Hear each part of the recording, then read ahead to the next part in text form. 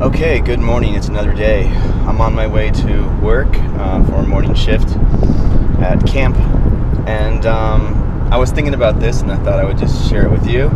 So, the cool thing about waking up the next day after training is that you kind of have this idea that okay, I made these mistakes the other time. I'm not going to make them again. And for the most part, that's true. You probably will make them again at some point, though, just because that's what happens. But the thing I want to talk to you about is that what I should have been doing last night is going through, the second I felt that I was not really twisting very well, instead of trying to will myself through it, which I have this thing I say, you can't really will yourself through bad technique.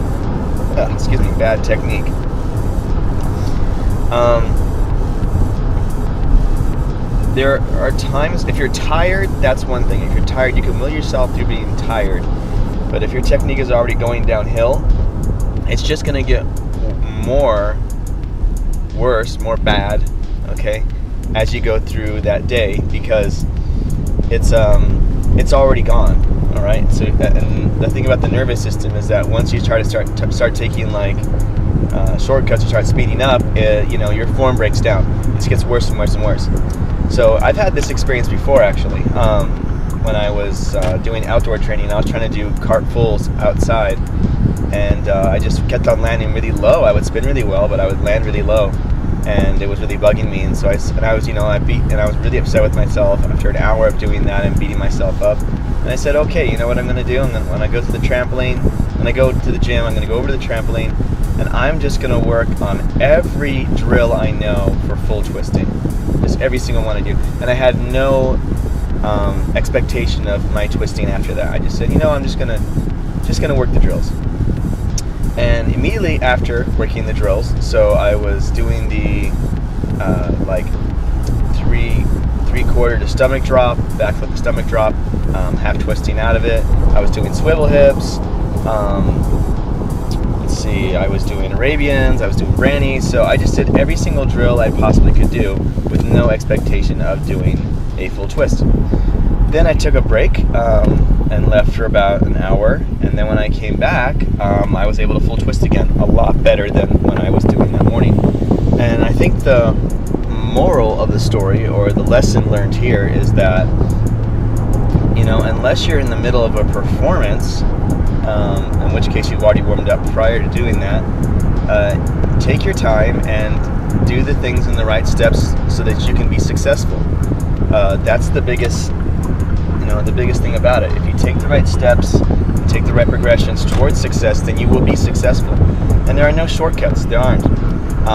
Occasionally you might be able to step up to the plate and just go full throttle, but usually that's from preparation, or it's just good luck. Most of the time it's from preparation. So what I'm going to be doing today is I'm going to be at the end of the day, because I'm going to do some training later when the trampolines are open. I'm going to go do some just progression work. No full twisting, just the progression work.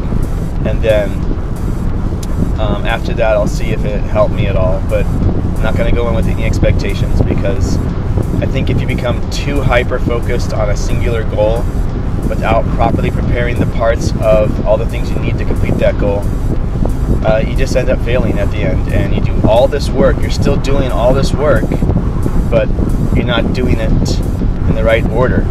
And that's when people are unsuccessful. Alright, talk to you guys later. Alright guys, camp is over. I'm ready to start training. I'm going to do about an hour's worth of progressional work today. If I'm feeling really good toward the end, I will actually throw a few of the full skill.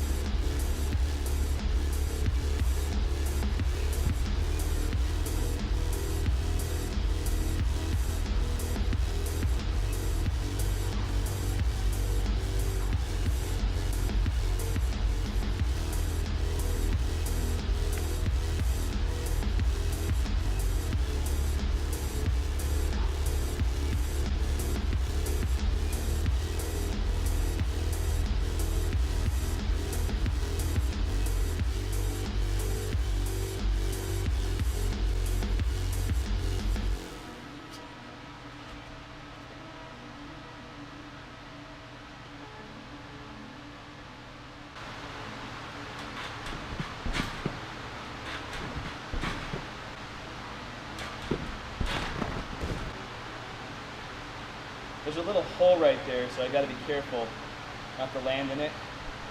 It's like this sweet spot of death. So I gotta kind of make sure I flip over that spot. It's right here. Underneath here. There we go.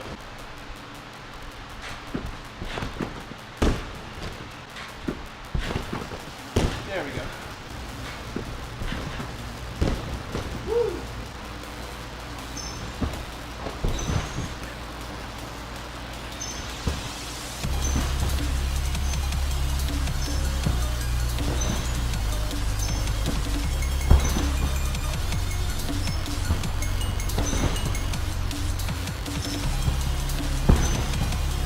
So what I'm essentially doing there is making one side of my body shorter than the other. It's allowing me to twist to one side. This is technically how twisting works in a sense.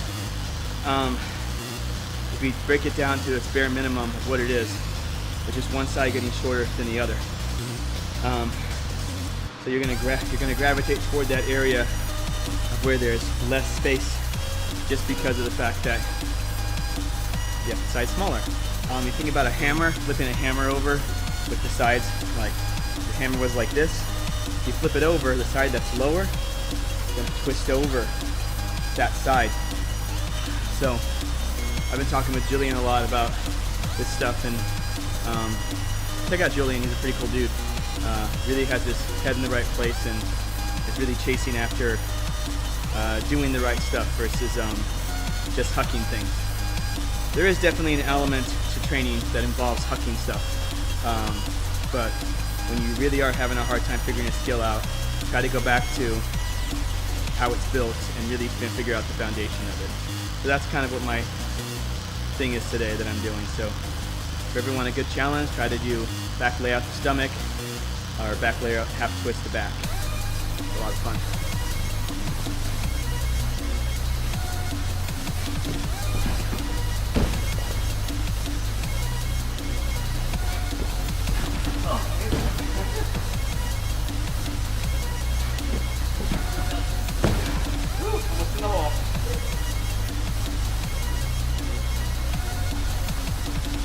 Start getting to the point of elevated heart rate, especially when you're learning a skill for the first time, just stop. Let your breath catch up with you, because I don't know what it is. I gotta look it up exactly. That makes it hard to focus on your skill set when your heart rate elevates. I mean, obviously, I think it's because when your blood starts pumping like that, you're trying to get oxygen, and then I think you start going to kind of a more of a primal state. So unless you have a really developed nervous system for the skill that you're doing, trying to push through it when you're getting out of breath is really not in your favor. You're just going to end up angry or hurt. So all I'm saying is take a break.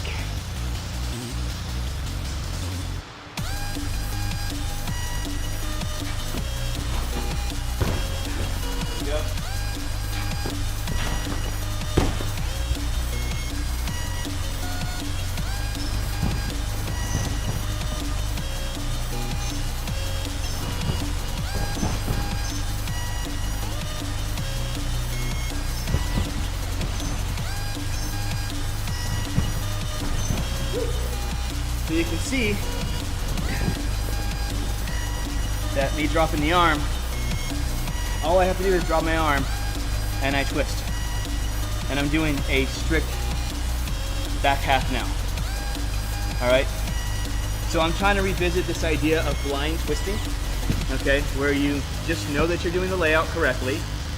And if you always do the layout correctly, you're going to always land on your feet. Instead of just trying to pull the twist from the floor, trying to time it from the floor, and not doing the layout and then landing on your side. Because that sucks. Especially when you're older and you can't land on your side like that anymore. So,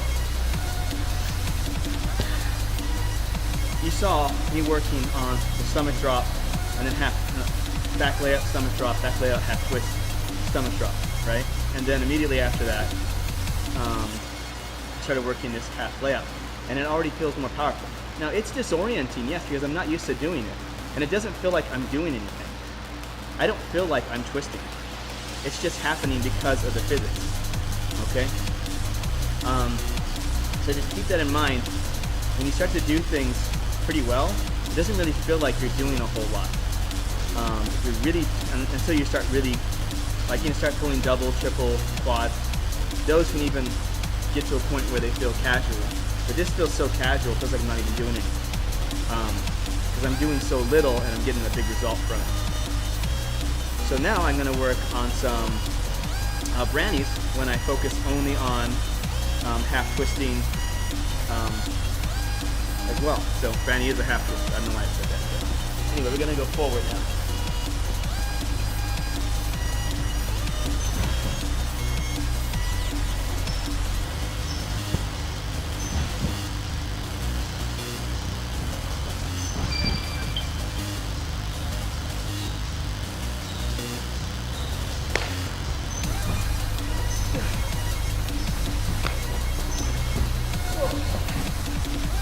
Going forward, I'm so used to dropping here, or here, instead of thinking this side, but it's working, it just feels really awesome.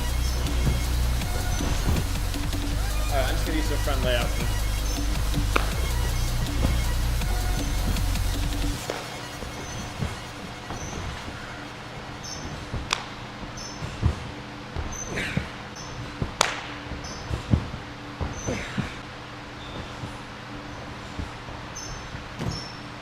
Alright, that's a little better. It's pretty hard for me to drop this arm doing it from a standing position because I just want to drop both my arms. It doesn't mean I can't, it's just I know if I'm going after that perfect tech, it's going to be like that. But I don't feel like it's going to hinder what I'm trying to do next, which is the full twist, first drop left, then right. We'll see. Let's take a little break.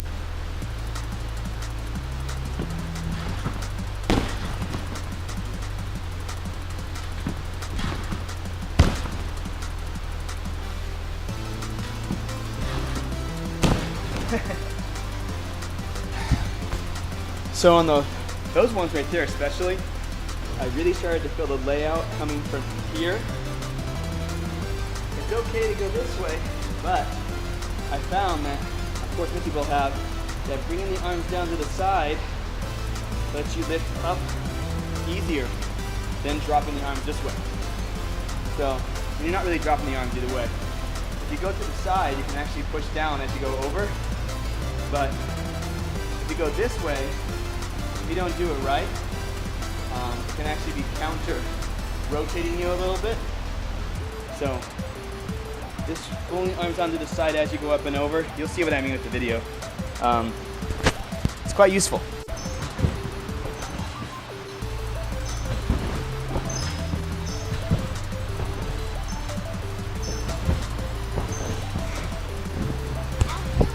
All right, so that went a lot better than I planned.